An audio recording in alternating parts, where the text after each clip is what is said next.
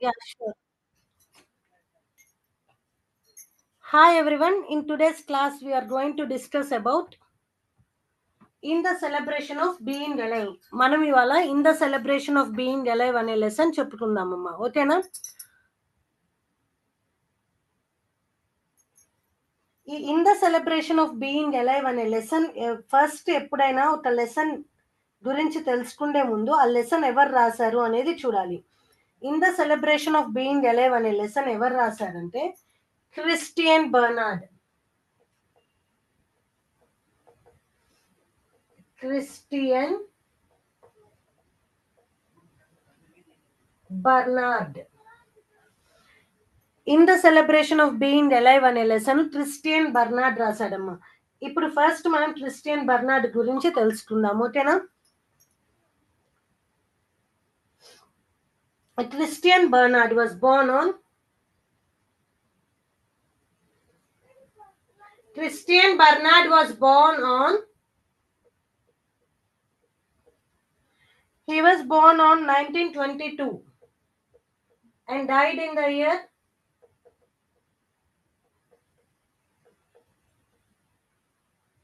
he died in the year 2001. ఎప్పుడైనా first order గురించి మనం లెసన్ చదివేటప్పుడే చూసుకోవాలమ్మా. చూసుకున్న వెంటనే మనకి గుర్తుండిపోవాలి ఆర్డర్ గురించి. సో 4 or 5 టైమ్స్, ఎందుకంటే మీరు యానటేషన్స్ రాసేటప్పుడు ఏ యానటేషన్స్ అయినా క్వశ్చన్ అండ్ ఆన్సర్స్ అయినా రాసేటప్పుడు ఖచ్చితంగా ఆర్డర్ గురించి అయితే రాయాల్సి ఉంటుంది. సో ఫస్ట్ ఆర్డర్ గురించి తెలుసుకోవాలి. ఈ క్రిస్టియన్ బర్నార్డ్ 1922లో పుట్టాడు, 2001లో మరణించాడమ్మా. అండ్ ఈయన famous heart surgeon. He was a famous heart surgeon. Heart surgeon అంటే గుండె ఆపరేషన్, గుండె సర్జరీలను చేసే వాళ్ళని హార్ట్ సర్జన్ అంటారమ్మా. He was a famous heart surgeon. ఈయన world's first heart transplantation surgery చేశాడు. World's first heart transplant surgery. World's first heart transplant surgery. World's first heart transplant surgery చేసిన అతను అమ్మా ఈయన.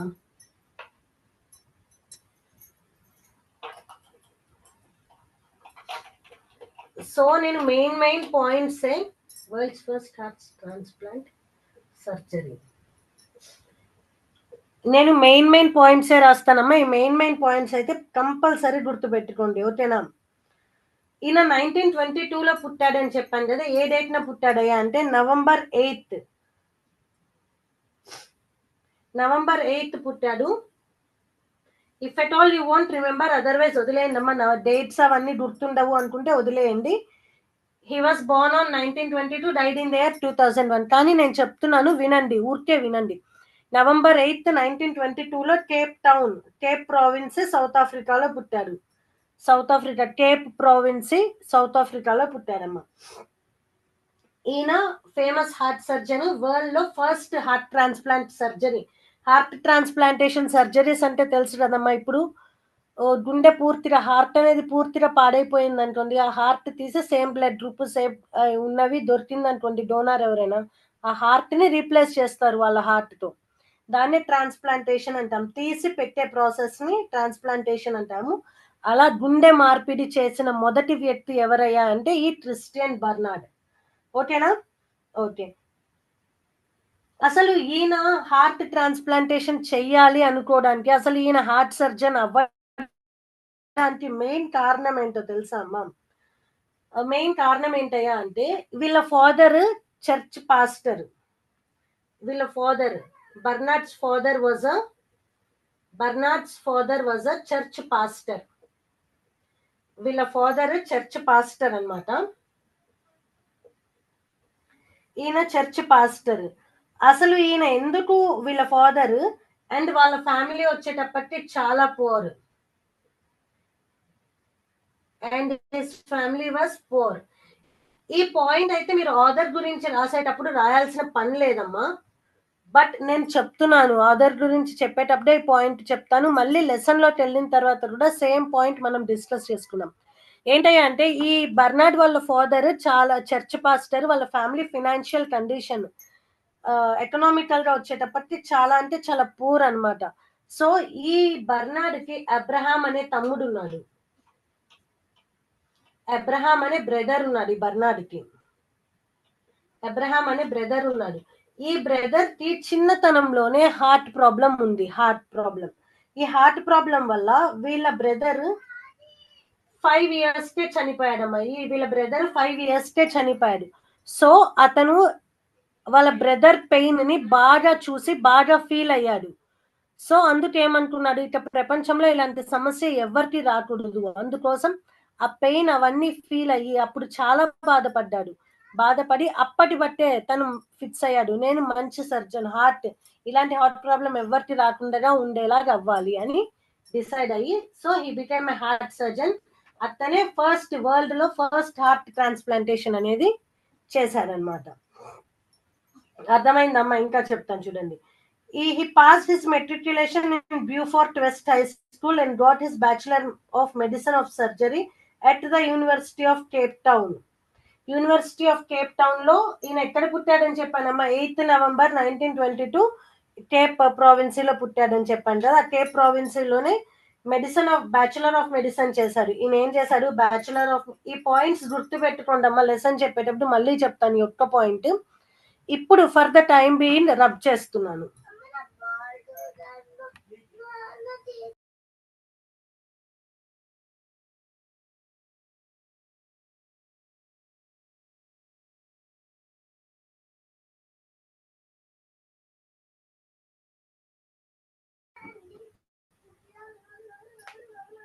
చూడండి అమ్మా, వీళ్ళ ఫాదర్ చర్చ్ పాస్టర్, వాళ్ళ ఫ్యామిలీ చాలా పూర్.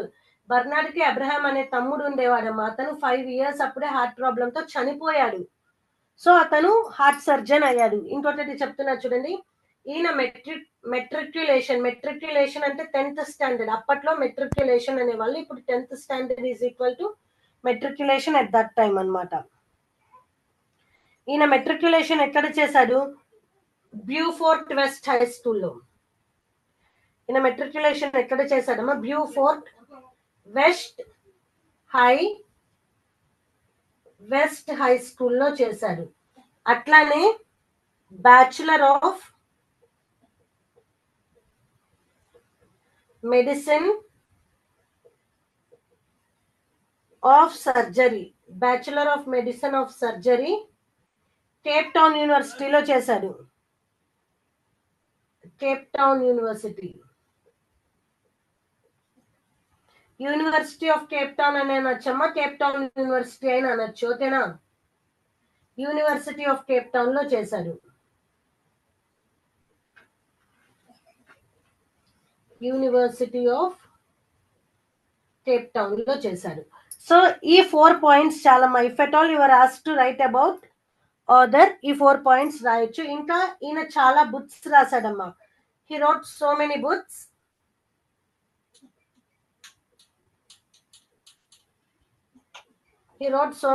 అందులో పాపులర్ అయినవి ఏంటి అంటే,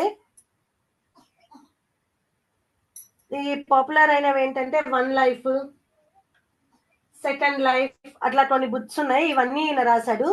ఈ essay in the celebration of being alive అనేది ఏంటయ్యా అంటే, క్రిస్టియన్ బర్నార్డ్ ఒక పెయిన్ అమ్మా. ఆయన ఒక పెయిన్, ఎప్పుడు ఆ పెయిన్ అనుభవించాడు ఏంటి అనేది మనం లెసన్ లోకి వెళ్ళిన తర్వాత తెలుసుకుందాం. ఒక్క 2 మినిట్స్ మళ్ళీ మనము ఆథర్ గురించి చెప్పుకుందామమ్మా. ఆథర్ గురించి ఇప్పుడు నేను చెప్పేటప్పుడే మీ మైండ్ లో గుర్తుండిపోవాలి. మళ్ళీ మళ్ళీ ప్రిపేర్ అవ్వడం ఏం ఉండకూడదమ్మా.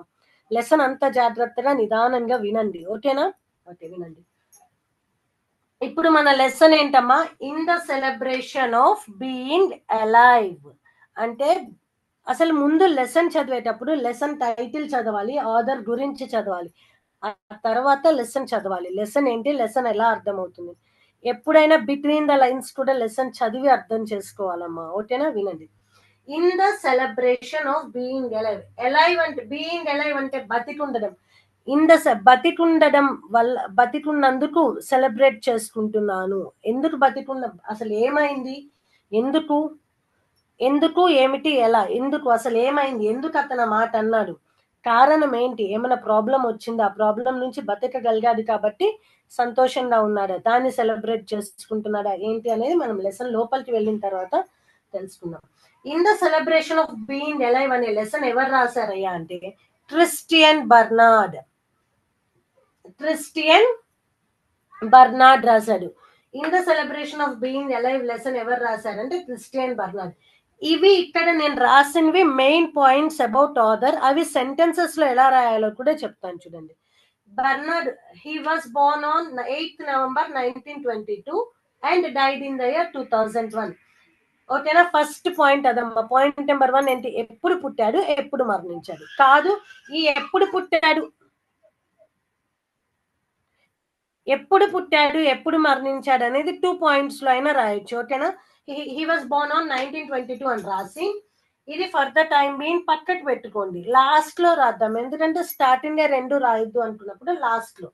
He was Born on 8th November 1922. He was a famous heart surgeon. ఇది ఒక point. He was a famous heart surgeon. ఇప్పుడు బతికలేదు కాబట్టి పాస్ట్ లో కాబట్టి వాజ్ అనేది యూజ్ చేస్తున్నాం. He was a famous heart surgeon. He was the world's first heart. He did అంటే చేశాడు. ఫస్ట్ వరల్డ్ లో ఫస్ట్ హార్ట్ ట్రాన్స్ప్లాంటేషన్ సర్జరీ చేసింది ఈయనే. He did the world's first transplant surgery. తర్వాత హీ డిడ్ హిస్ మెట్రిక్యులేషన్ అంటే matriculation చేశాడు అనే దానికి డిడ్ యూజ్ చేస్తాము. అతను హీ కాబట్టి హీ అంటే మగవాడు కాబట్టి హీ రాసాము. He did matriculation at Beaufort West High School. He completed his Bachelor of Medicine of Surgery at University of Cape Town. He wrote so many books. In the celebration of being alive is the pain that he faced. ఇప్పుడు ఒక్కొక్క పారా చదువుతూ మీకు lesson explain చేస్తాను జాగ్రత్తగా. మీ దగ్గర text books ఉంటే open చేసి నేను చదివే పారా లైన్ బై లైన్ అబ్జర్వ్ చేయండి. ఓకేనా, ప్రతిసారి లాగా ఒక స్టోరీ లాగా చెప్పుకుంటూ వెళ్ళనమ్మా. ఇవాళ లైన్ బై లైన్ చెప్తాను. లైన్ బై లైన్ చెప్పడం వల్ల ఏంటయ్యా అంటే మీకు యానటేషన్స్ ఇచ్చినప్పుడు ఆ యానటేషన్ లో ఇచ్చిన లైన్ అనేది ఏ లెసన్ నుంచి వచ్చింది అనేది కొంచెం అర్థం అవుతుంది, అందుకోసం. ఓకేనా, రెడీనా? అందరు టెక్స్ట్ బుక్స్ తీసుకొని రెడీగా ఉన్నారమ్మా? ఓకే, చూడండి.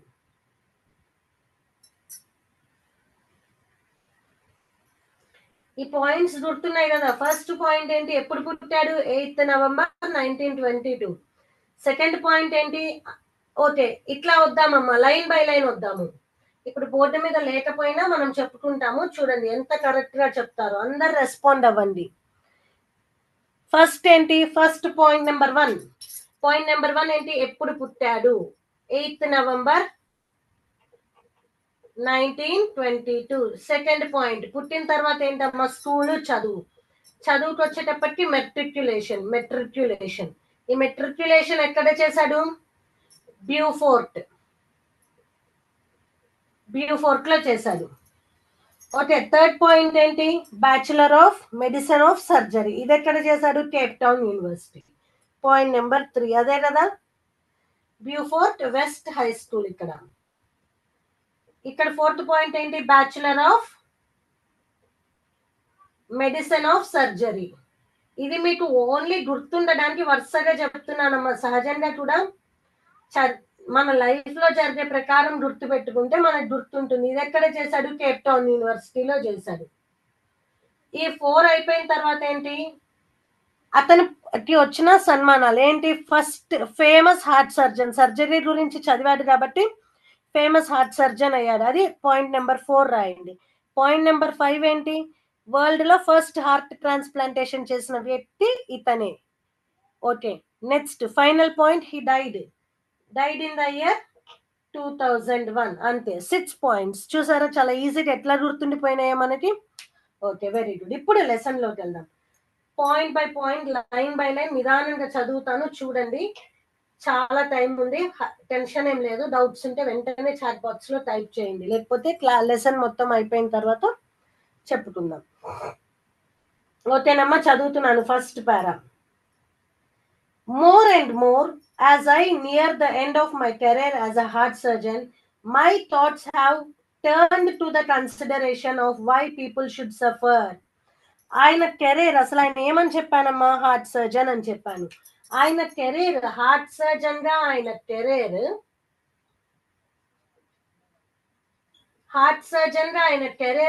వస్తుంది. కంప్లీట్ అయ్యేటప్పుడు ఆయన మైండ్ లో చాలా చాలా చాలా థాట్స్, చాలా చాలా పాయింట్స్ కన్సిడరేషన్ లో అంటే ఆలోచనలలోకి వస్తున్నాయి అనమాట. చాలా చాలా పాయింట్స్. అసలు ఏమేమి ఆలోచనలు వస్తున్నాయి ఏంటి అనేది చూడండి. Suffering seems so truly prevalent in the world today. Suffering అంటే ఏంటమ్మా? మీకు తెలిసిన వరకు సఫరింగ్ అంటే ఏంటి?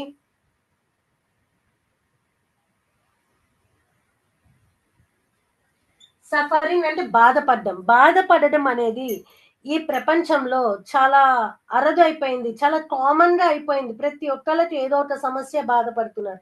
అసలు సమస్య అనేది ఎందుకు వస్తుంది? ఇంకోటి ఏం చెప్తున్నాడంటే, ఇది తెలుసా మీకు? Do you know that? మీకు ఇది తెలుసా? ఏం తెలుసు? ఒక సంవత్సరంలో 125 మిలియన్ చిల్డ్రన్ పుడతారమ్మా. ఒక సంవత్సరానికి 125 మిలియన్ పిల్లలు పుడితే అందులో 12 మిలియన్ పిల్లలు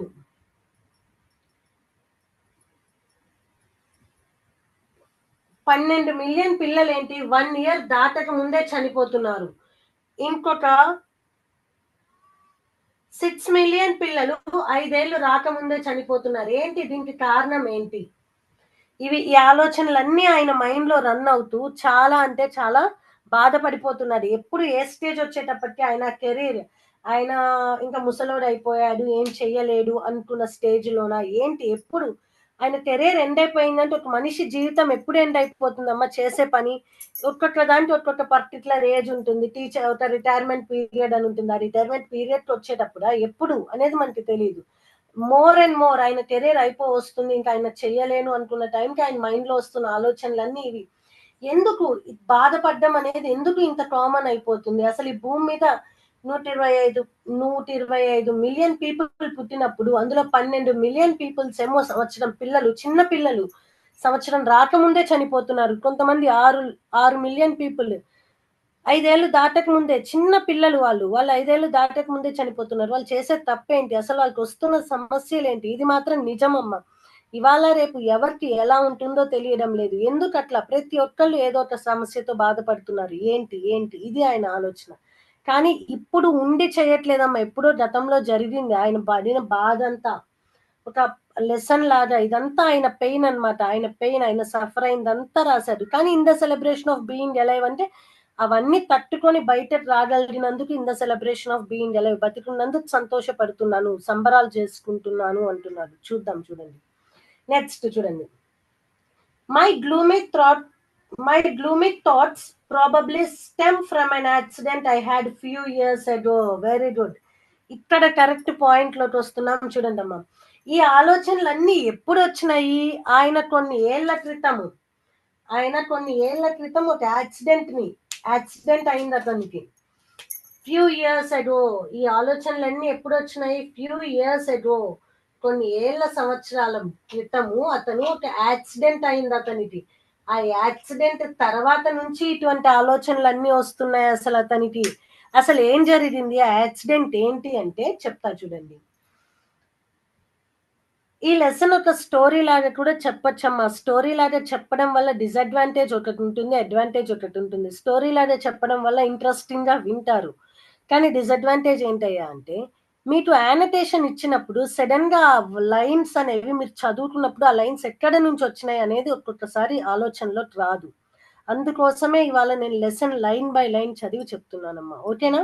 ఓకే చూడండి. My gloomy thoughts probably stem from an accident. నాకు ఇలాంటి ఆలోచనలన్నీ స్టెమ్ ఫ్రమ్ అన్ యాక్సిడెంట్, ఒక యాక్సిడెంట్ వల్ల వచ్చినాయి. ఆ యాక్సిడెంట్ ఎప్పుడు జరిగింది? ఐ హ్యాడ్ ఫ్యూ ఇయర్స్ అగో. కొన్ని సంవత్సరాల క్రితం నాకు ఒక యాక్సిడెంట్ జరిగింది. ఆ యాక్సిడెంట్ జరిగిన తర్వాత నుండి ఇలాంటి ఆలోచనలన్నీ నాకు వస్తున్నాయి. 1 minute I was crossing 1 minute I was crossing the street with my wife after a lovely meal together, and the next minute a car hit me and knocked me into my wife. She was thrown into the other line and stuck. and struck by a car coming from the opposite direction. During the next few days in the hospital, I experienced not only agony and fear, but also anger. I could not understand why my wife and I had to suffer. I had 11 broken ribs and a perforated lung. My wife had a badly fractured shoulder. Over and over, I asked myself, why should this happen to us? I had to work. I had work to do. After all, there were patients waiting for me to operate on them. My wife had a young baby who needed her care.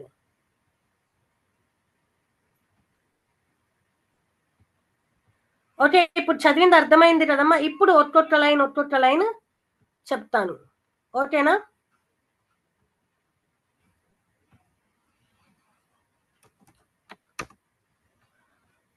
చెప్తా చూడండి అమ్మా.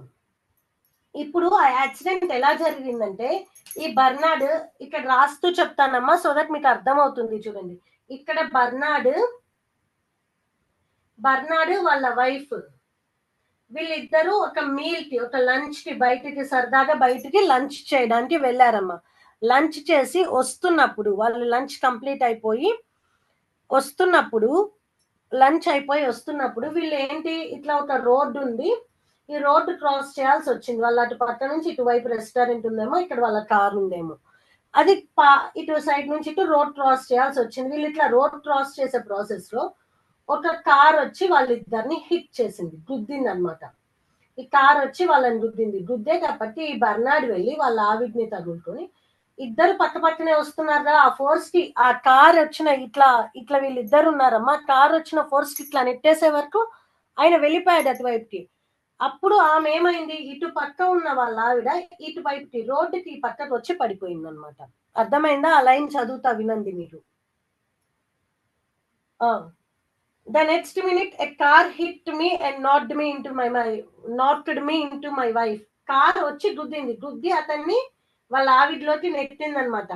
She was thrown into the other line. ఇదిగోండి, ఇటువైపు ఉన్నామా, ఇటువైపు వచ్చి పడిపోయింది.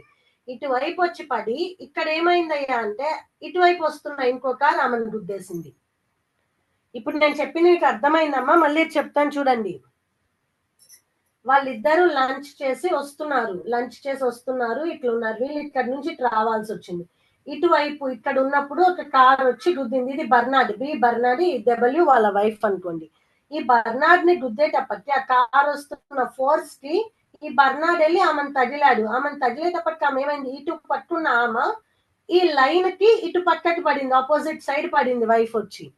ఈ ఆపోజిట్ సైడ్ వచ్చేటప్పటికి ఆపోజిట్ సైడ్ వెహికల్స్ వెళ్తుంటాయి కదమ్మా, ఇటు వెళ్తున్న వెహికల్ ఒక కార్ వచ్చి ఆమెను గుద్దేసింది అనమాట. ఓకే, గుద్దేసిన తర్వాత ఏమైందయ్యా అంటే, వీళ్ళిద్దరిని హాస్పిటల్లో అడ్మిట్ చేశారు. ఈ నెక్స్ట్ ఫ్యూ డేస్ హాస్పిటల్లో అడ్మిట్ అయిన తర్వాత, ఈ నెక్స్ట్ ఫ్యూ డేస్ అతను భరించిన పెయిన్ అయితేనేంటి, అదంతా చాలా నాట్ ఓన్లీ సారీ, అది చదువుతున్నా during the next few days in the హాస్పిటల్లో ఉన్న next few days he experienced not only agony అంటే చాలా బాధమ్మా, అది చెప్పలేని చాలా భయంకరమైన బాధ. agony, fear. ఏంటి అసలు మాకు ఎందుకు వచ్చింది ఇలాంటి పరిస్థితి, మా ఆవిడకి నాకు ఎందుకు వచ్చింది ఇలాంటి పరిస్థితి, భగవంతుడు ఎందుకు ఇచ్చాడు మాకు ఈ పరిస్థితి, నాకు చేయాల్సిన పనులు చాలా ఉన్నాయి. అయినా హార్ట్ సర్జన్ కదమ్మా అంటున్నాడు, నేను చేయాల్సిన పనులు చాలా ఉన్నాయి, నా కోసం చాలా మంది పేషెంట్స్ వెయిట్ చేస్తూ ఉంటారు, నేను చాలా మంది పేషెంట్స్ కి ఆపరేషన్స్ చేయాల్సి ఉంటుంది. అలా కాకుండా మా ఆవిడకి ఈయనకి 11 బ్రోకెన్ లిప్స్. ఏ యాక్సిడెంట్ లో అసలు ఏం జరిగిందయ్యా అంటే, ఈయనకి రిబ్స్ ఉంటాయి. రిబ్స్ అంటే తెలుసా, మా పక్కటెముకలు అంటాం చూడండి, మన బాడీలో ఇట్లా సైడ్స్ ఉంటాయి, ఇట్లా బ్యాక్ బోన్ కి సైడ్స్ ఉంటాయి చూడండి, రిబ్స్ అంటారు వీటిని, పక్కటెముకలు అంటారు తెలుగులో. ఆ పక్కటెముకలు 11 పక్కటెముకలు ఇరిగిపోయినాయి ఆయనకి. అట్లానే లంగ్స్, ఊపిరితిత్తులు ఖరాబ్ అయిపోయినాయి అనమాట. అలాంటి స్టేజ్ లో ఆయన హాస్పిటల్లో పడిపోయి ఉన్నాడు. వాళ్ళ ఆవిడకి ఏమైంది, షోల్డర్ ఫ్రాక్చర్ అయింది. షోల్డర్ అంటే భుజం ఫ్రాక్చర్ అయిందమ్మా. ఫ్రాక్చర్ అంటే ఇరిగిపోయి ఉన్నది. అలాంటి పొజిషన్ లో వాళ్ళిద్దరూ హాస్పిటల్లో అడ్మిట్ అయి ఉన్నారు. వీళ్ళకి ఒక చిన్న బాబు ఉన్నాడు అనమాట. చిన్న బాబు, చాలా చిన్న పాప ఉన్నారు. చిన్న బాబు, పాప బేబీ అని మెన్షన్ చేశారమ్మ ఇక్కడ ఉన్నారనమాట. అప్పుడు ఆయన అనుకుంటున్నాడు, నాకు అక్కడ చేయాల్సిన పనులు చాలా ఉన్నాయి. నేను చాలా మందికి ఆపరేషన్స్ చేయాల్సి ఉంది. అలానే మా ఆవిడకి చిన్న బేబీ ఉంది. ఆమె ఆ పాప గురించి, ఆ బాబు గురించో కేర్ తీసుకోవాల్సి ఉంది. అలాంటి బాధ్యతలు, పనులు ఉన్న మాకు ఇలాంటి పరిస్థితి ఎందుకు కలిగింది? ఈ పరిస్థితి ఎందుకొచ్చింది అని బాధపడుతున్నాడు. అర్థమైందమ్మా ఈ పారా అందరికి? మళ్ళీ ఒక్కసారి చదువుకోండి. ఆ పారా అర్థం కాకపోతే అడగండి. ఓకేనా?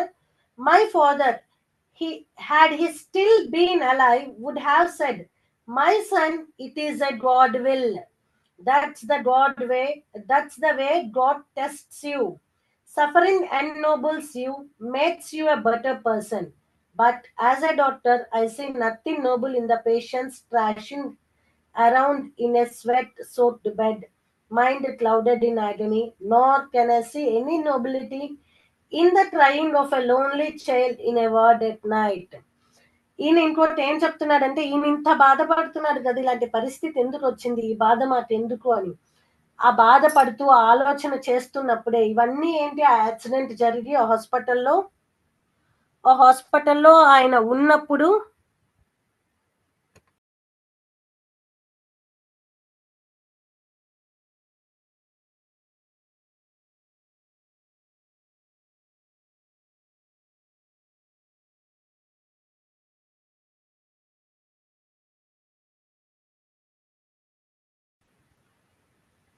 అలాంటి ఒక పరిస్థితిలో ఉన్నప్పుడు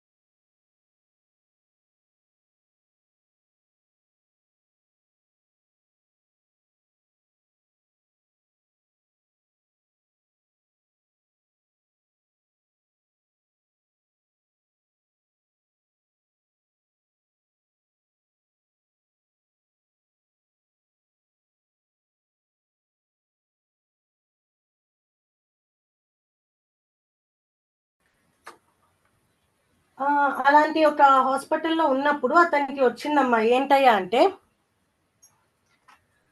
అప్పుడు అనుకుంటున్నాడు, ఇలాంటి ఒక సిచ్యుయేషన్ లో కనుక మా ఫాదర్ బతికి ఉంటే my father had he still been alive, వాళ్ళ ఫాదర్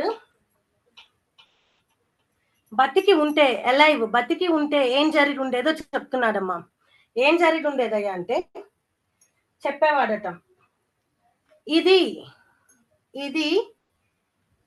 గాడ్ యొక్క కోరిక. మై సన్, ఎప్పుడైనా తల్లిదండ్రులు ఏం చెప్తారమ్మా, ఎవరైనా ఒకళ్ళు బాధలో ఉన్నప్పుడు ఏం చెప్తారు, ఇదంతా దేవుడి వల్ల జరిగింది, దేవుడి దయమ్మా, దేవుడి వల్ల జరిగింది, దేవుడు ఇలా చేయాలనుకుంటున్నాడు, ఇందులో కూడా నీకు ఏదైనా మంచి కల్పిస్తాడేమో. ఇదే కదా పెద్దవాళ్ళు చెప్పేది, దేనికైనా బాధపడద్దు, ప్రతి దాంట్లో మంచి ఏదో ఒకటి ఉంటుంది అని మనకి ధైర్యం చెప్తూ ఉంటారు కదా. సేమ్ థింగ్ అదే జరిగిందమ్మా. అదే చెప్తున్నారట వాళ్ళ నాన్న. ఇది భగవంతుడి నిర్ణయం, భగవంతుడి వల్ల ఇది జరిగింది. దీనివల్ల ఇట్లాంటి పెయిన్ వల్ల నీకేదైనా మంచి జరుగుతుందేమో, ఈ పెయిన్ అనేది నిన్ను మంచి మనిషిగా తీర్చిదిద్దుతుందేమో అని చెప్పి ఉండేవాడు. ఎప్పుడు అది వాళ్ళ నాన్నగారు బతికుంటే ఇలా చెప్పి ఉండేవాళ్ళు అని చెప్తున్నాడు. కానీ అని అనుకోని మళ్ళీ అనుకుంటున్నాడు. నాకు ఇలా ఒక మంచం మీద ఎప్పుడు పొద్దుగూకులు బాగలేకుండా ఒక మంచం మీద పడుకొని ఉంటే ఏమవుతుందమ్మా? మంచం అంతా తడిసిపోతుంది. ఎందుకంటే చెమటతో, చిరాకుతో దేనికి ఏం చేయలేము. స్వెట్ సోక్డ్ బెడ్ అంటే తడిసి ఉన్న బెడ్. అట్లా పడిపోయి ఉన్న మంచం మీద తడిసిపోయి, నానిపోయిన మంచం మీద నానిపోయి అంటే నీళ్లు పోసి నానిపోవడం కదమ్మా. అసలు లేవలేని పరిస్థితిలో ఉన్నాడు. పక్కటెముకలు ఇరిగిపోయి ఉన్నాయి. లంగ్స్ అన్ని ఖరాబ్ అయి ఉన్నాయి. అలాంటి స్టేజ్ లో మంచం అతుక్కొని కాకుండా ఎలా ఉంటారు? అలా ప్రతిసారి మంచం మీద ఉన్న వాళ్ళ పరిస్థితి ఏంటి? చెమటకి, టాయిలెట్ అండి, ఇంకోటి అనండి, వాటి వల్ల ఏమవుతుంది? తడిసిపోయి ఉంటుంది. అలాంటి ఒక మంచం మీద పడిపోయిన వాళ్ళకి ఉన్నతంగా నోబుల్ అంటే చాలా గొప్పగా ఏముంటుంది? ఏమి ఉండదు. కానీ మా నాన్న ఉండుంటే అట్లా చెప్పేవాడు. దీనివల్ల కూడా నువ్వు ఇంకా గొప్ప మనిషిగా ఎదుగుతావు అని చెప్తారు. కానీ ఏమి ఎదుగుతాను? ఏమి ఎదగను కదా అని అనుకుంటాడనమాట. Soaked bed, mind clouded in agony. Mind అంతా ఒక రకమైన బాధతో నిండిపోయి ఉంటుంది. ఇలాంటి ఒక వర్స్ట్ కేసులో ఏం తెలుసుకుంటాం? ఏం నేర్చుకుంటాము? ఈ ఈ ఇటువంటి పరిస్థితుల్లో మేము ఉంటే బయట ఒంటరిగా ఏడుస్తున్న బిడ్డను చూసే వరకు ఇంకా బాధేస్తుంది. ఇలాంటి ఒక వర్స్ట్ కేసులో ఒక మనిషి ఏం నేర్చుకుంటాడు? కానీ మా నాన్న ఉంటే ఇలాంటి ఇది ఒక ఉన్నతమైన పరిస్థితి. భగవంతుడు దీని నుంచి కూడా నీకేదో నేర్పించాలనుకుని ఇలాంటి పరిస్థితి క్రియేట్ చేశాడు అని చెప్తాడు అని అనుకుంటున్నాడమ్మా. ఇదంతా జరిగిపోయిందే మళ్ళీ ఆయన రాస్తున్నాడు. ఆ యాక్సిడెంట్ తర్వాత అసలు ఈ బాధలు ఇవన్నీ ఎందుకు వస్తున్నాయి, ఈ ఆలోచనలన్నీ మైండ్ లో రన్ అవుతున్నప్పుడే అతను పడ్డ బాధ గురించి కూడా రాశాడనమాట. ఇంకా ఏం రాశాడో చూద్దాం, చూడండి. I had my first introduction to suffering of children when I was a little boy. ఈ పారా మొత్తం చదివాక నేను చెప్తా చూడండి.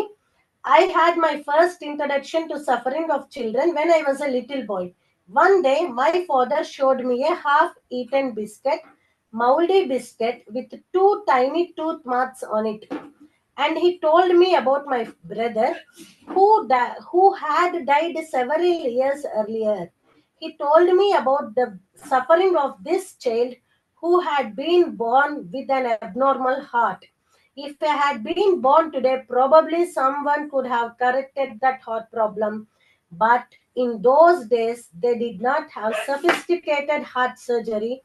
And this moldy biscuit was the last biscuit my brother had eaten before his death. నేను ఇందాకే మీకు చెప్పానమ్మా, ఈ బర్నార్డ్ కి బ్రదర్ ఉన్నాడు అని. చెప్పానా చెప్పలేదా? ఆ బర్నార్డ్ కి బ్రదర్ పేరేంటి? అబ్రహాం అని కూడా చెప్పాను కదా, అబ్రహాం. సో ఇప్పుడు ఇక్కడ ఈ పారాగ్రాఫ్ లో వాళ్ళ బ్రదర్ గురించి చెప్తున్నారమ్మా. ఏం చెప్తున్నారంటే, ఈ పెయిన్, ఈ బాధ అనే దాని గురించి ఆయన చిన్నతనంలోనే చూశాడట. ఈ బాధ అనేది ఆయన చిన్నతనంలోనే అనుభవించాడు. ఎలా అంటే, అతనికి ఒక బ్రదర్ ఉన్నాడమ్మా. ఒక రోజు ఏమైందంటే, అసలు ఫస్ట్ ఆఫ్ ఆల్ ఈయనకి తెలియదు. ఒక రోజు వాళ్ళ నాన్న ఏం చేస్తాడంటే, ఒక బిస్కెట్ ఎలా ఉంటుందో తెలుసు కదమ్మా మీకు, రౌండ్ ఉంటుంది బిస్కెట్. కానీ వాళ్ళ నాన్న అతనికి ఒక బిస్కెట్ చూపించాడు. ఆ బిస్కెట్ మీద 2 పల్లగాట్లు ఉన్నాయి. ఇట్లా ఆ బిస్కెట్ ఏ షేప్ లో ఉందంటే ఈ షేప్ లో ఉంది. ఏ షేప్ లో ఉందంటే ఈ షేప్ లో ఉందమ్మా. ఇది ఆ బిస్కెట్ యొక్క షేప్ అన్నమాట. ఇట్లా అంటే కరెక్ట్ ఇట్లా కాదు, పల్లగాట్లు. మనం బిస్కెట్ కొరికితే ఎట్లా వస్తుంది చూడండి, ఇట్లా తుంపులు అయిపోయి వస్తుంది కదా, అలాంటి ఒక బిస్కెట్ ని చూపించాడు. మౌల్డీ బిస్కెట్ అంటే దీని మీద అంతా బూజు వచ్చిన్నది అనమాట. ఎప్పటిదో పాత బిస్కెట్. ఈ బిస్కెట్ చూపించి, ఈ బిస్కెట్ మీ తమ్ముడు లాస్ట్ తిన్న బిస్కెట్, సహజంగా అయితే ఇలా రౌండ్ ఉంటుందమ్మా బిస్కెట్, అది కొరికి తిన్న బిస్కెట్ చెప్తున్నాడు. ఈ బిస్కెట్ మీ బ్రదర్ లాస్ట్ తిన్న బిస్కెట్. అప్పుడు చెప్తాడు, మీ బ్రదర్ చాలా ఏళ్ల క్రితమే చనిపోయాడు. ఎందుకు చనిపోయాడు అంటే, అతను పుట్టేటప్పుడే అబ్నార్మల్ హార్ట్ తో పుట్టాడమ్మా. అంటే సరిగ్గా పనిచేయని హార్ట్ తో పుట్టాడు. Abnormal heart. ఈ అబ్నార్మల్ హార్ట్ తో పుట్టాడు. ఈ అబ్నార్మల్ హార్ట్ తో పుట్టడం వల్ల ఏమైంది అంటే, అతను అప్పట్లో ఏం లేవు కదమ్మా, మెడికల్ ఎక్విప్మెంట్స్ కానీ మెషిన్లు అలా ఏం లేవు. అదే కనుక ఆ ప్రాబ్లంతో ఇవాల్టి రోజున పుట్టుంటే, ఇదంతా ఆయన చెప్తున్నదే అమ్మా, ఆ ప్రాబ్లంతో కనుక ఇవాల్టి రోజున పుట్టుంటే ఎవరో ఒకళ్ళు అతని హార్ట్ని ట్రాన్స్ప్లాంట్ చేసి ఏదో ఒక రకంగా వాళ్ళ బ్రదర్ని బతికించేవాళ్ళు. కానీ అప్పటి రోజుల్లో మెడిసిన్ కానీ ఎక్విప్మెంట్ కానీ ఏవి సరిగ్గా లేకపోవడం వల్ల వాళ్ళ బ్రదర్ అబ్రహాం అనే అతను ఈ హార్ట్ ప్రాబ్లంతో పుట్టి చిన్నతనంలోనే చనిపోయాడు. అర్థమైందా అమ్మా? అదే చెప్పింది చూడండి. ఈ మౌల్డీ బిస్కెట్, ఈ బాగా బూజొచ్చి ఉన్న బిస్కెట్, ఏ బిస్కెట్ అయితే వాళ్ళ నాన్న చూపించారో, ఇది వాళ్ళ తమ్ముడు లాస్ట్ చనిపోయే ముందు తిన్న చివరి బిస్కెట్. అందుకనేనేమో వాళ్ళ నాన్న దాచిపెట్టుకున్నారు. ఆ దాచిపెట్టుకున్న బిస్కెట్ ఈ బర్నార్డ్ చూపించి, నీకు అబ్రహాం అనే తమ్ముడు ఉండేవాడు, అతను తిన్న బిస్కెటే ఇది, అతను ఏమైందయ్యా అంటే అతను హార్ట్ ప్రాబ్లంతో పుట్టాడు కానీ అని చెప్పాడు అనమాట. హార్ట్ ప్రాబ్లంతో పుట్టాడు, దాని వల్లనే చనిపోయాడు అని. అప్పుడు ఈ బర్నార్డ్ అనుకుంటాడు ఏంటయ్యా అంటే, అదే మా తమ్ముడు కనుక ఇవాల్టి రోజుల్లో ఈ అబ్నార్మల్ హార్ట్ తో కనుక పుట్టుంటే అతను ఖచ్చితంగా బతికి ఉండేవాడు. కానీ అప్పుడు పుట్టడం వల్ల ఎక్విప్మెంట్ కానీ ఏది సరైన వసతులు సౌకర్యాలు లేకపోవడం వల్ల చనిపోయాడు. ఇదే అతను తిన్న లాస్ట్ బిస్కెట్ అని వాళ్ళ నాన్న చూపించారట చనిపోయే ముందు. అది ఇక్కడి వరకు లెసన్ అందరికి క్లియర్ గా అర్థమైంది కదమ్మా? ఓకే, నెక్స్ట్ పారాలోకి వెళ్దాం చూడండి. As a doctor, I have always found the suffering of children particularly heartbreaking, especially because of their total trust in the doctors and nurses. They believe you are going to help them. If you can't, they accept their fate. They go through the mutilating surgery and afterwards they don't complain. ఇక్కడి వరకు చెప్పి తర్వాత next 3 lines చదువుతాను ఆ paragraph లో. చూడండి అమ్మా, ఏమంటున్నాడంటే, యాజ్ ఎ డాక్టర్ గా నేను ఎప్పుడు చిల్డ్రన్స్ సఫరింగ్ అనేది చాలా బాధగా ఉంటుంది. వాళ్ళు ఏమనుకుంటారంటే డాక్టర్స్ అండ్ నర్సెస్ అనే వాళ్ళే మనల్ని కాపాడుతారు అని అనుకుంటారు. ఆ నమ్మకంతోనే వాళ్ళు బతుకుతుంటారు అనమాట. వాళ్ళు కాపాడలేకపోయారు అనుకోండి, ఇంకా అది మన కర్మ, ఫేట్ అంటే మన తలరాత అనుకుంటారు. చాలా మంది పిల్లలు అయితే, నేను పెద్దవాళ్ళు అయితే నేను చాలా మ్యూటిలేటింగ్ సర్జరీస్ అంటే ఆ పార్ట్స్ ని తీసి రీప్లేస్ చేయించుకుంటూ చాలా సర్జరీస్, చాలా ఆపరేషన్స్ చేయించుకుంటారు. తర్వాత వాళ్ళు ఎవరి మీద కంప్లైంట్ చెయ్యరమ్మా. కంప్లైంట్ చేయరు, అది బాగుంటుంది, హ్యాపీగా వెళ్ళిపోతారు అంతే. అలాంటప్పుడు ఈ నెక్స్ట్ 3 లైన్స్ చూడండి. One morning several years ago, I witnessed what I call the grand pits of Cape Town's Red Cross Children's Hospital. It opened my eyes to the fact that I was missing something in all thinking about suffering. Something basic that was full of solace for me. ఇప్పుడు చెప్తున్నాడు. ఒక రోజు ఏమైందయ్యా అంటే ఈయన grand, నేను రాస్తున్నాను చూడండి. ఈయన ఏం చేస్తాడు, గ్రాండ్ పిట్స్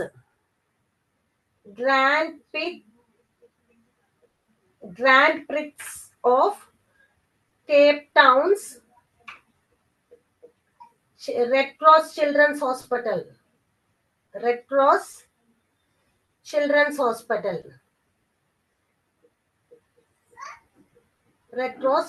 హాస్పిటల్. ఒక రోజు ఏమైందయ్యా అంటే, ఈ క్రిస్టియన్ బెర్నార్డ్ అనే అతను ఈ grand prix of Cape Town's Red Cross children's hospital కి వెళ్ళాడమ్మా. అక్కడ వెళ్ళినప్పుడు ఆయన కొన్ని సన్నివేశాలు అయితేనేమి, అక్కడ జరిగిన కొన్ని పనులను అయితేనేమి చూసి అతను చాలా ఆశ్చర్యపోయి అప్పుడు అక్కడ చూసిన వాటి అన్నిటి వల్ల తన కళ్ళు తెరుచుకుంటాయి అనమాట. అక్కడ చూసిన సత్యాల వల్ల, ఫ్యాక్ట్స్ అంటే నిజాల వల్ల తన కళ్ళు తెరుచుకుంటాయి. నేను సఫరింగ్, ఒక పెయిన్ అనేది వస్తే దాని గురించి నేను ఇంతలా బాధపడిపోతున్నాను, కానీ దానికి బాధ అవసరం లేదు అనుకుంటాడో ఏమో. అది అంతా అతన్ని మార్చేస్తుంది అనమాట. అక్కడ ఉన్న సిచ్యుయేషన్ అనేది ఎలా అనేది చూద్దాం చూడండి. What happen there that morning was that a nurse had left a breakfast trolley unattended and very soon. చూడండి, నేను చెప్పే లైన్స్ ప్రతి లైన్ జాగ్రత్తగా చదివేటప్పుడు చూడండి. మీకు ఏదైనా పలకడం రాకపోయినా మీకు అర్థమవుతుంది, ఓకేనా? What happened there that morning was that a nurse had left a breakfast trolley unattended and very soon this breakfast trolley was commanded by interpret crew of two, a driver and a mechanic. The mechanic provided motor power by galloping along behind the trolley with his head down, while the driver, seated on the lower deck, and held on with one hand and steered by scraping his fruit on the floor. The choice of roles was easy because the mechanic was totally blind and the driver had only one arm. చూడండమ్మా చాలా బాగుంది ఇక్కడ. ఇది rub చేస్తున్నానమ్మా, ఈ points rub చేసి ఇక్కడ రాస్తాను ఇప్పుడు నేను చెప్పేది. చూడండి ఇక్కడ grand prince of Cape Town Red Cross children's hospital కి వెళ్ళాడు కదమ్మా ఆయన. అక్కడ ఒక సన్నివేశం చూశాడు, ఒక చిన్న సిచ్యుయేషన్ చూశాడు. ఏంటంటే హాస్పిటల్స్ లో జనరల్ గా ఏమవుతుంది, నర్సులు వచ్చి బ్రేక్ఫాస్ట్, కొన్ని హాస్పిటల్స్ లో ఇట్లా జరుగుతుందమ్మా. నర్సులు ఏం చేస్తారు, ఒక ట్రాలీ లాంటిది ఇట్లాంటిది తెచ్చుకుంటారు. ఓకే, ఇలాంటి ట్రాలీ లాంటిది తెచ్చుకొని ఈ ట్రాలీ లాంటి దాంట్లో బ్రేక్ఫాస్ట్ అవి తీసుకొని వస్తారు. ఓకే కదా, ఈ బ్రేక్ఫాస్ట్ అలాంటివి తీసుకొని వస్తారు.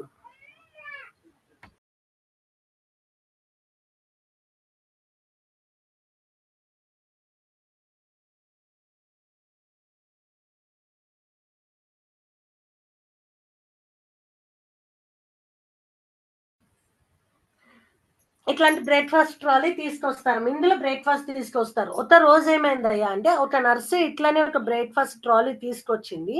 ఆ ట్రాలీ ఏం చేసింది, ఆమె టిఫిన్ పెట్టిన తర్వాత బ్రేక్ఫాస్ట్ ట్రాలీ తీసుకెళ్లడం మర్చిపోయింది అనమాట. ఇప్పుడు ఈ బ్రేక్ఫాస్ట్ ట్రాలీతో ఆడుకోవడానికి ఈ రెడ్ క్రాస్ చిల్డ్రన్స్ హాస్పిటల్లో ఇద్దరు చిల్డ్రన్ అనమాట, చిన్న చిన్న పిల్లలు ఇద్దరు ఆ బ్రేక్ఫాస్ట్ ట్రాలీని తీసుకున్నారు. వాళ్ళు తీసుకొని ఒకళ్ళేమో, ఇద్దరు పిల్లల్లో ఒకళ్ళేమో డ్రైవర్ అనమాట, ఇంకొకళ్ళేమో మెకానిక్. అర్థమవుతుందా, ఈ పిల్లలు ఇద్దరులో వాళ్ళిద్దరు రెండు రోల్స్ వేసుకున్నారు. ఒకళ్ళేమో డ్రైవర్, ఇంకొకళ్ళేమో మెకానిక్ అనమాట. ఏం చేశాడు ఈ మెకానిక్ అనే అతను, ఏం చేస్తాడయ్యా అంటే, వెనక కూర్చొని గమ్మున the mechanic powered motor power by galloping along behind the trolley with his head down.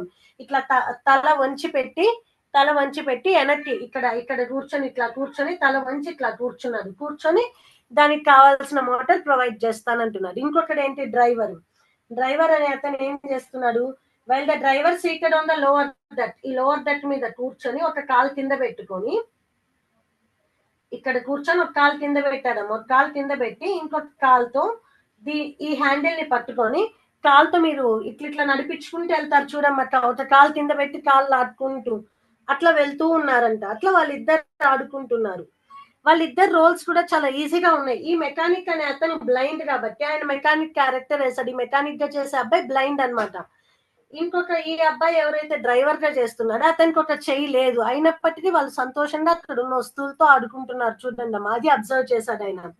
చేసి ఏమంటున్నారు, they put on quite a show that day, judging by laughter and shouts of encouragement from the rest of the patients. It was much better entertainment than anything anyone put on the Indian Police 500 car race.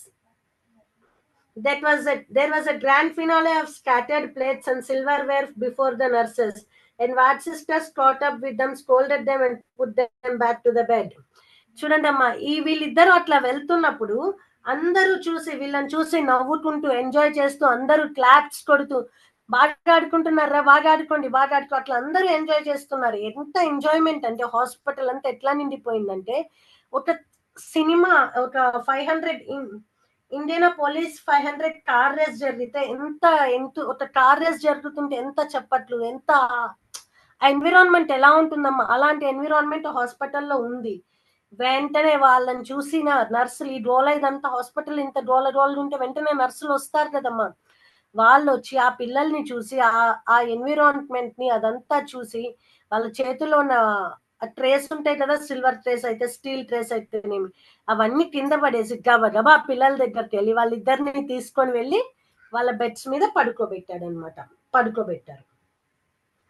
Let me tell about this too. The mechanic was 7 years old. ఇప్పుడు వీళ్ళిద్దరి గురించి చెప్తాను వినండి అంటున్నాడు. చూడండి, ఈ mechanic ఏమో 7 years old అటమ్మా. ఈ మెకానిక్ గా చేసే అబ్బాయి ఏమో 7 years old.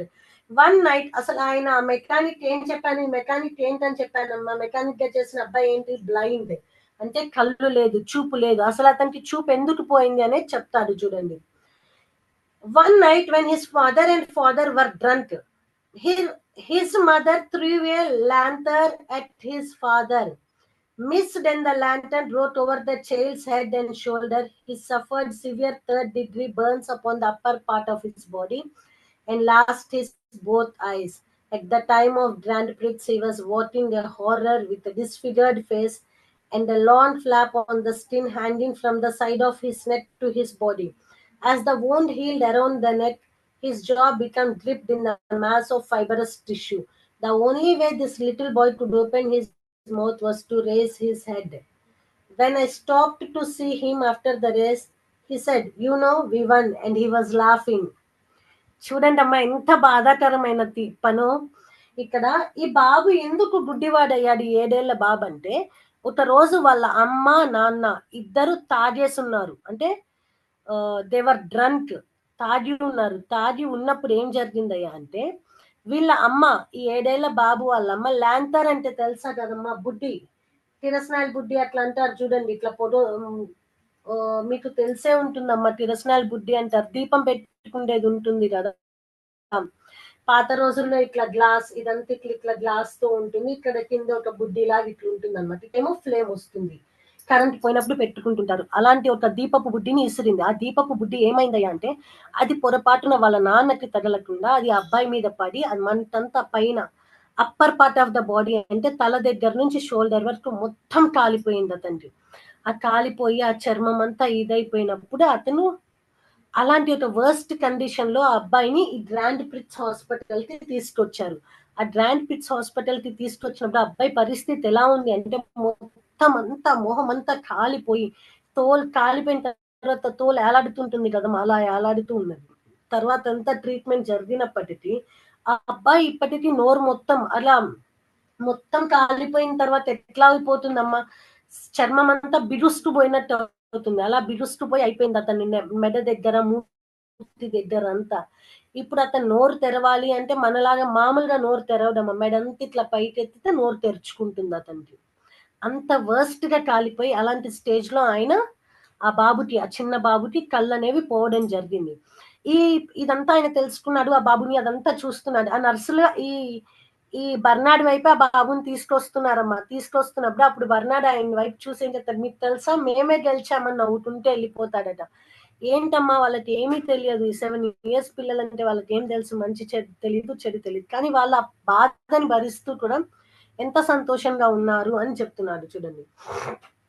The trolley's driver I know better. A few years earlier, I had successfully closed a hole in his heart. He had returned to the hospital because he had a malignant tumor of the bone.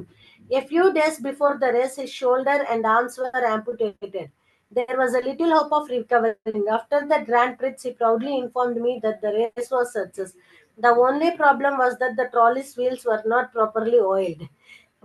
But he was a good driver and he had full confidence in the mechanic. చూడండి, ఇప్పుడు ఈ trolley mechanic గురించి చెప్పాడు కదా, ఈ driver గురించి చెప్తున్నారు. ఈ డ్రైవర్ ఈ బర్నాడ్ కి బాగా తెలుసటమ్మా. ఎందుకంటే అంటే ఈ డ్రైవర్ హార్ట్ లో ఒక చిన్న హోల్ ఉంటే ఆ హోల్ ని ట్రీట్ చేసింది ఈ డాక్టర్ బెర్నాడే అట. తర్వాత హీ హ్యాడ్ టు రిటర్న్. మళ్ళీ అదంతా క్లియర్ అయిపోయిన తర్వాత మళ్ళీ హాస్పిటల్ కి, గ్రాండ్ ప్రిట్స్ హాస్పిటల్ కి రావాల్సి వచ్చింది. ఎందుకంటే అతని బోన్ లో ట్యూమర్, బియోన్ ట్యూమర్ అంటారు కదా, అలాంటిది ఒకటి ఉండి అతని చెయ్యి యాంపుటేటెడ్, అంటే చెయ్యి తీసేయాల్సి వచ్చింది. షోల్డర్ దగ్గర నుంచి ఆర్మ్ వరకు, ఇక్కడ నుంచి షోల్డర్ అంటే భుజం దగ్గర నుంచి ఇక్కడ వరకు ఈ చేతిలో ట్యూమర్ ఉంది, ఈ చేతిని తీసేయాల్సి వచ్చిందటమ్మా. తీసేయాల్సి వచ్చిందట. అందుకని ఆయన గ్రాండ్ ప్రిట్స్ హాస్పిటల్ కి వచ్చాడట. తర్వాత అయిపోయింది. గ్రాండ్ ప్రిట్స్ హాస్పిటల్ కి వచ్చిన తర్వాత వాళ్ళు జరిగిన రేస్, ఆ గ్రాండ్ ప్రిట్స్ దగ్గరికి వచ్చిన తర్వాత అతను వచ్చి ఈ డాక్టర్ కి చెప్తాడనమాట, మా రేస్ అనేది చాలా అంటే చాలా బాగా సక్సెస్ అయింది. కానీ ఒక్క ప్రాబ్లం ఏంటంటే, ఈ ట్రాలీకి ఉన్న వీల్స్ ఏవైతే ఉన్నాయో వాటికి ఆయిల్ అనేది, గ్రీజ్ అనేది సరిగ్గా పడలేదు, అందువల్ల ఇది సరిగ్గా పోలేదు అని చెప్పుకుంటుంటాడమ్మా. మా మెకానిక్ చాలా బాగా వర్క్ చేస్తాడు. కాకపోతే ఏంది అంటే, అది చూడండి, ఈ డ్రైవర్ కి ఆ మెకానిక్ మీద ఎంత కాన్ఫిడెన్స్ ఉంది. వాళ్ళిద్దరిలో లోపం ఉందమ్మా. లోపం ఉన్నప్పటికీ దాని గురించి బాధపడకుండా వాళ్ళు ఎంత హాయిగా సంతోషంగా బతికి ఉన్నందుకు వాళ్ళు చాలా సంతోషంగా సెలబ్రేట్ చేసుకుంటున్నారు. చూడండి next. Suddenly I realized that these True, these two children had given me a profound lesson in getting on the business of living. Because the business of living is joy in the real sense of the word, not just something for pleasure, amusement, and recreation. The business of living is the celebration of being alive. చూడండి, ఈ ఇద్దరు చిన్న పిల్లలు అతనికి ఒక మాట చెప్పారు. ఏంటి?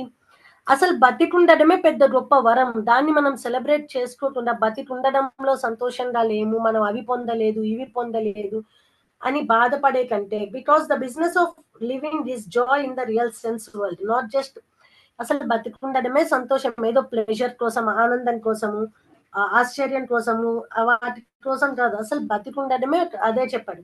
ద బిజినెస్ ఆఫ్ లివింగ్, అసలు బతికుండడానికి బిజినెస్ ఏంటి? Celebration of being alive. అసలు బతికుండడమే పెద్ద సెలబ్రేషన్.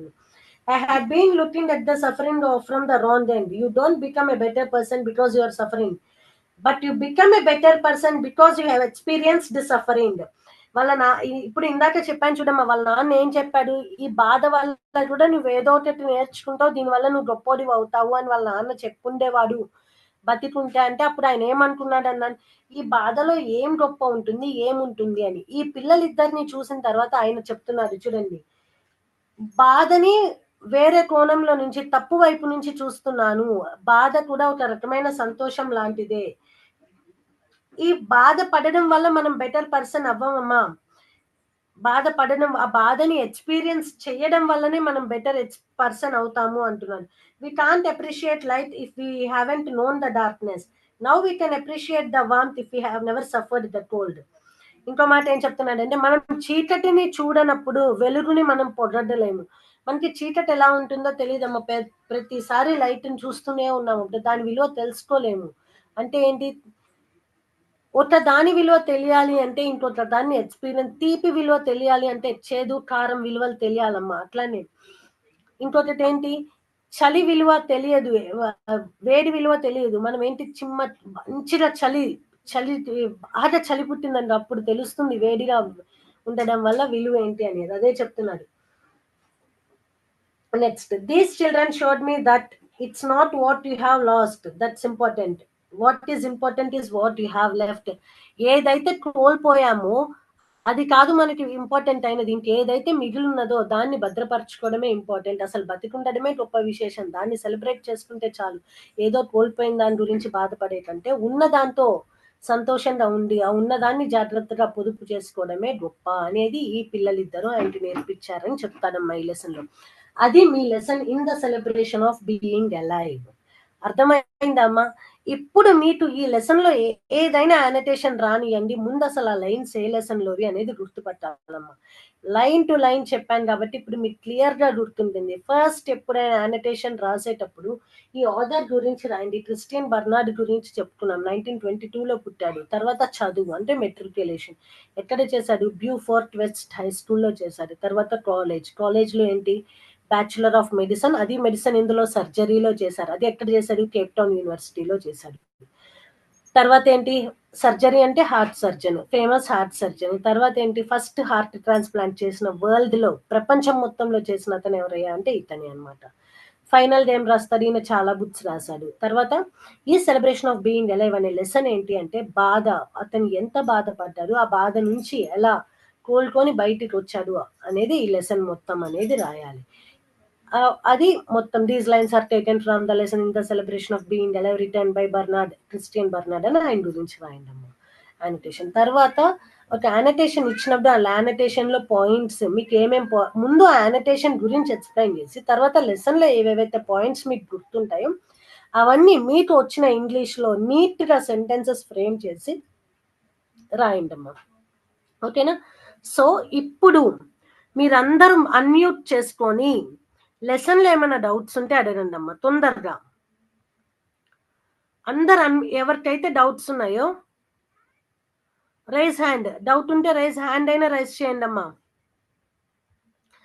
అన్మ్యూట్ చేసుకోండి ఫాస్ట్ గా అందరూ. ఎవరికైతే డౌట్స్ ఉంటాయో, ఎవరికైతే లెసన్ అర్థమైందో, అర్థం కాలేదు, ఒక్కొక్కరు అన్మ్యూట్ చేసుకొని ఆన్సర్ చేయండి అమ్మా. మేడం మాకు డౌట్ ఉంది. అన్మ్యూట్ చేసుకోవాలి ఒక్కొక్కరు, నాకు రెస్పాన్స్ కావాలమ్మా. ఇది ఒక్కళ్ళే మాట్లాడుకోవడం కాదమ్మా. 1 by 1 అన్మ్యూట్ చేసుకోండి, మాట్లాడండి.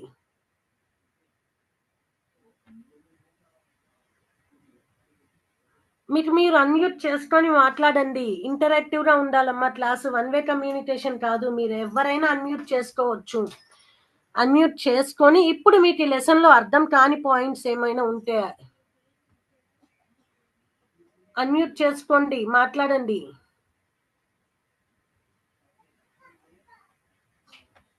ఎస్, అన్మ్యూట్ చేసుకొని మాట్లాడాలమ్మా.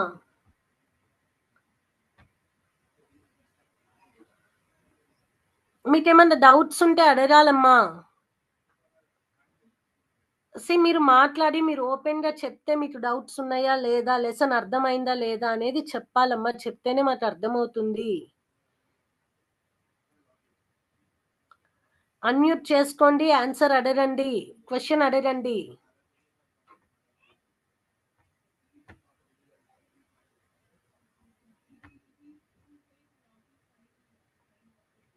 హెచ్పి స్కూల్ అన్మ్యూట్ చేసుకొని అడగండి అమ్మా. BSK government junior college, PVR జీజేసి Bangarupalem. Unmute చేసుకొని మీకు ఏమైనా డౌట్స్ ఉన్నాయా, లెసన్ అర్థమైందా అర్థం కాలేదా కూడా చెప్పచ్చు. PCR జీజేసి Chittoor, జీజేసి girls Guntur, APMS Dachepalli. చెప్పాలి, నేను మీ ఆన్సర్స్ కోసం వెయిట్ చేస్తున్నాను.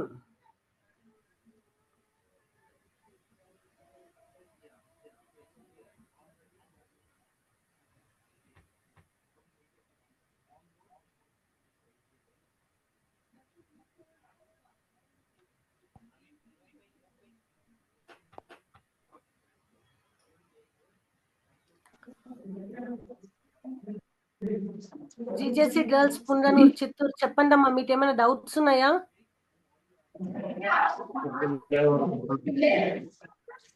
హలో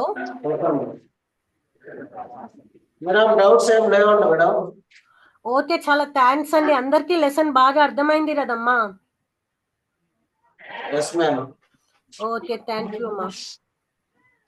ఏమైనా డౌట్స్ ఉండి ఎవరికి అర్థం కాకపోయినా, ఒక్కళ్ళకి అర్థం కాకపోయినా అడగచ్చమ్మా. I'm there to explain you. We have no doubts, ma'am. Very good, thank you ma'am.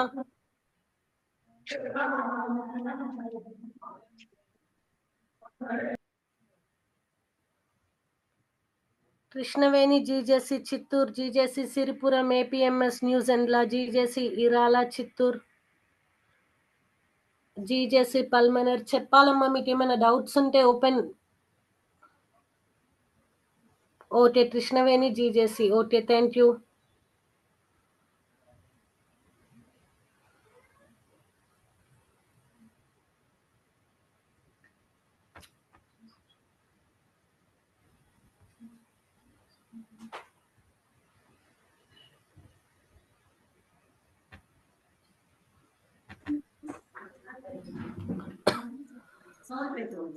Krishnaveni GJC girls. అర్థమైందమ్మా మీకు lesson?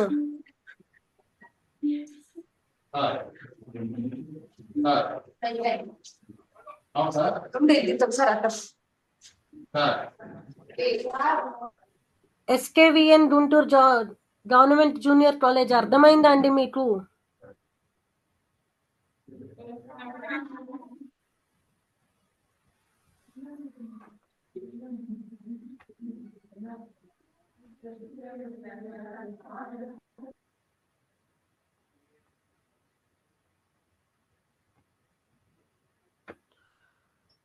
Principal APR JC, no doubts ma'am, all clear. Thank you madam. Thank you sir.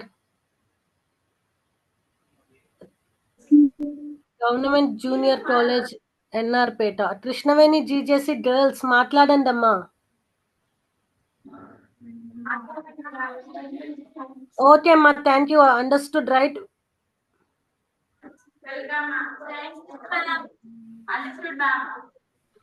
Thank you అమ్మా, thank you.